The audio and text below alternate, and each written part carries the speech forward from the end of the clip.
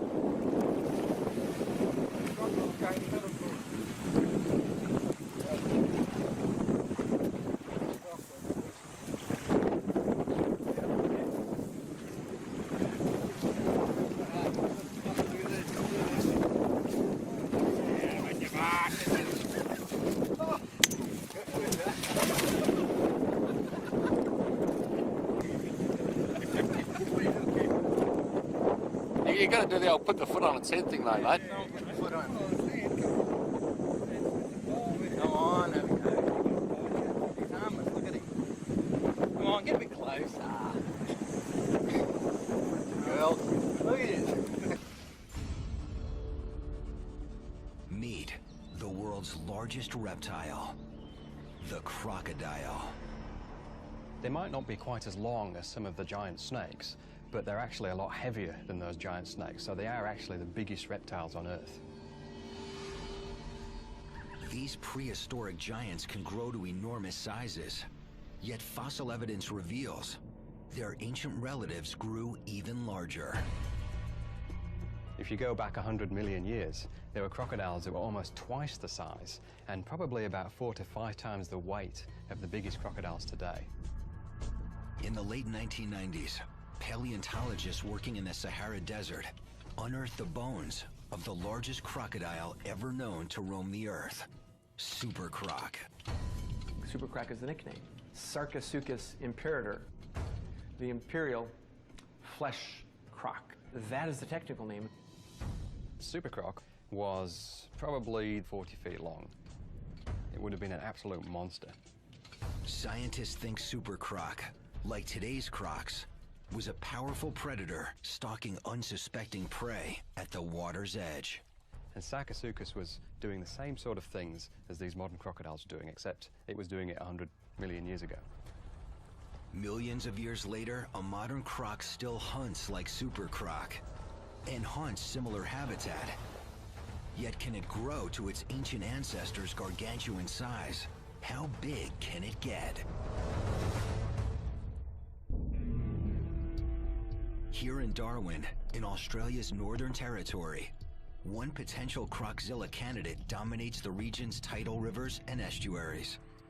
Known locally as salties, these are the largest of the world's 23 species of crocodilians, saltwater crocodiles. The largest saltwater crocodile ever measured stretched over 6 meters long. Yet to outlast dinosaurs, you need more than monster size. You need a heavy-duty arsenal of survival traits. Salties have thick, armor-plated skin, muscular limbs, strong jaws lined with over 60 bone-crushing teeth, and powerful tails extending almost half their body length. It's one possible clue to their future size potential, honed to perfection by evolution. Crocodiles' bodies are designed to survive. I mean, they can lose a limb, it doesn't matter. The dominant males are often missing a limb. You have an animal that's a survivor, and there's almost nothing that can get in its way. It's almost like a Ferrari now. It's had so much refinement done to the general body plan of a crocodile that what you've got now is you've got, like, you know, the best possible crocodile that you could possibly have. Salty is your A1 predator, something to watch out for. They eat humans every year. Very large, and they're certainly more than big enough to represent a danger to us. News accounts report lethal attacks. In rural Darwin in 2009, while swimming with her sister and 2 friends near a swamp called the Black Jungle, an 11-year-old girl vanishes. Police mount a ground search for the girl. Helicopters scan the bush from the air. The next day, they find her remains. Bite marks indicate her killer was a crocodile, measuring about 3.5 meters. Trained crocodile catcher Robbie Risk was part of the search team. That was a really emotional event. And that took about a day to find any remains. When we did, it was something that, you don't really want in your head. Groups of armed officers scour the area, setting traps throughout the floodplain, but they never find the culprit croc. Though attacks like this are rare, salties probably kill about 6 people a year.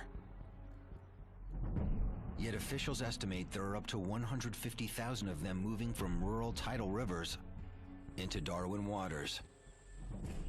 The unique thing about Darwin is that it's essentially a city that's situated right in the middle of crocodile habitat.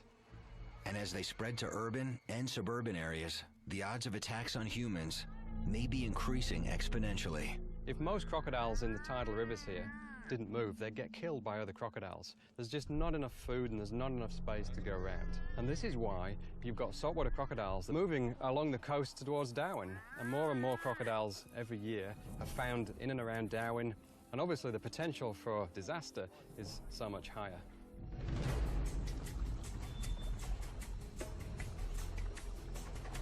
Accidental run-ins with wild crocodiles are an ever-present danger here. But there's an even more dangerous phenomenon. Rogue crocs that attack people on purpose. Rogue crocodiles don't behave like normal crocodiles, and they represent a really very significant danger. Often rogue crocodiles are the kinds of animals which have successfully attacked someone. They realize how easy it is, and then they try and do the same thing again. And very much unlike other crocodiles, which tend to stay away from people, rogue crocodiles will try and seek people out. Rogue crocodile is a problem crocodile. It's just got attitude and does, wants to kill everything, really.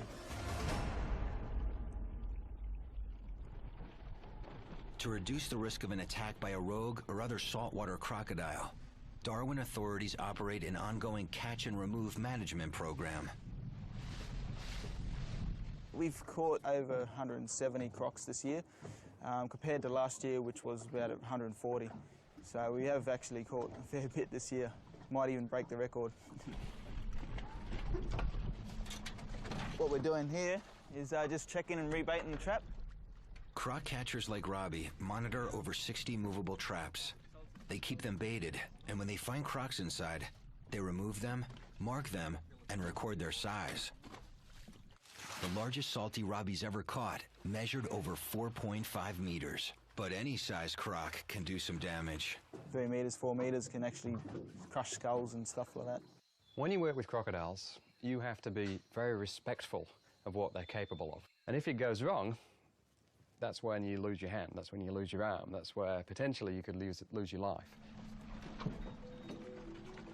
Today, crocodile specialist Dr. Adam Britton is riding along with Robbie. He's collecting DNA to help create a genetic map of Darwin's crocodiles. What we're doing is we're taking tissue samples from crocodiles that we're catching in Darwin Harbour, and we're comparing them with tissue samples from crocodiles that we're going to be collecting across the northern coast of Australia. And what that's going to do, hopefully, is tell us a little bit about where the crocodiles that are moving into Darwin Harbour are actually coming from. Dr. Britton's map may someday pinpoint a breeding colony of giants. But for now, his research is geared toward keeping the peace between humans and a potentially deadly crocodile species. What we can learn about these crocodiles is why they're moving and what's motivating them to move. And if there's a risk of crocodile attack, then you have to try and reduce that risk. And hopefully, we can figure out how to make it safer for people. And then people will be more likely to put up with crocodiles that live on their doorstep. Well, here we are at number 2 trap in Darwin Harbour. Just going to give it a pull. As you can see, I've just tested the trap. The croc comes in. As he comes into the trap itself, he'll actually pull down on the meat, the bait, which triggers the door as old. So it's a pretty simple mechanism and it works pretty efficiently. All right, off to the next trap. As the team heads off to check the next trap, they can only guess what size beast will take the bait.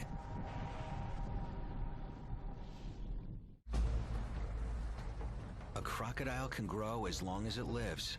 It's another clue to their future size potential. When most creatures mature, they reach a maximum size and growth stops. But crocodile size has no limits.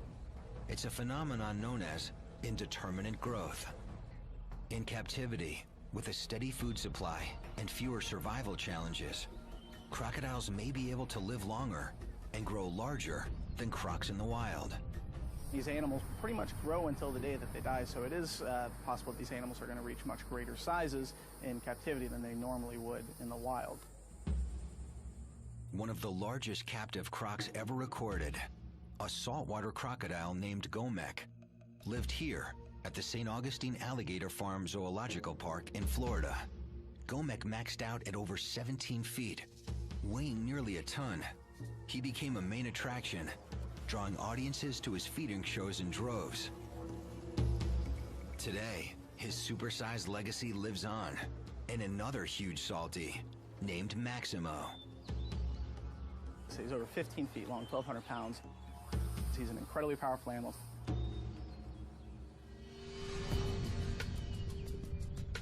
Working with carnivores as large as Maximo carries extreme risks. Zoo staff is always cautious.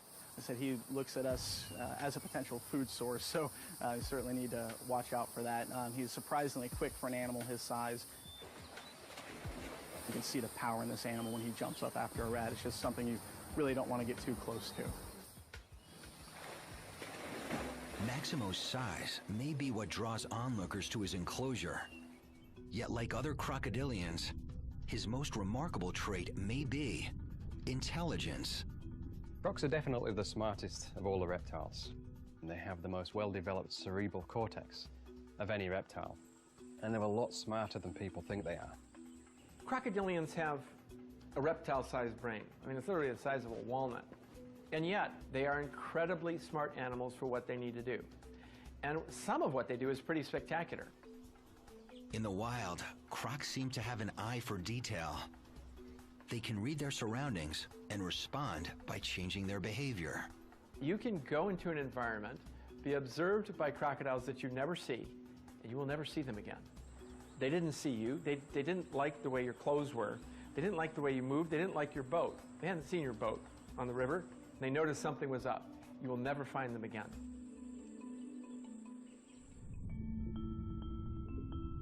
They may also display some form of memory. To be a crocodile, you want to know where the best place to hunt is going to be on a day-to-day basis. And you can't just stumble upon it every day.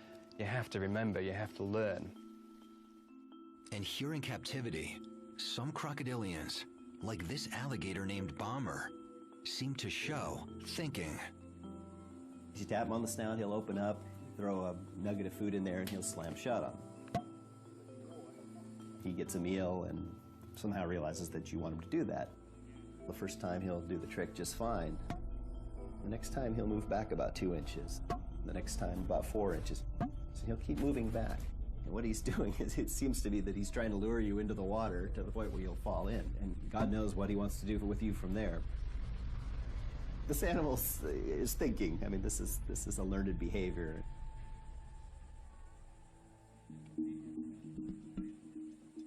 These ancient survivors are more than creatures of pure instinct, and Maximo's no exception. He's learned a routine for the show, and he knows time of day, so if we walk up onto that platform right at 3 o'clock, he starts going through his routine that he has to go through for the feeding show. So that didn't take him very long to learn it all. Maximo!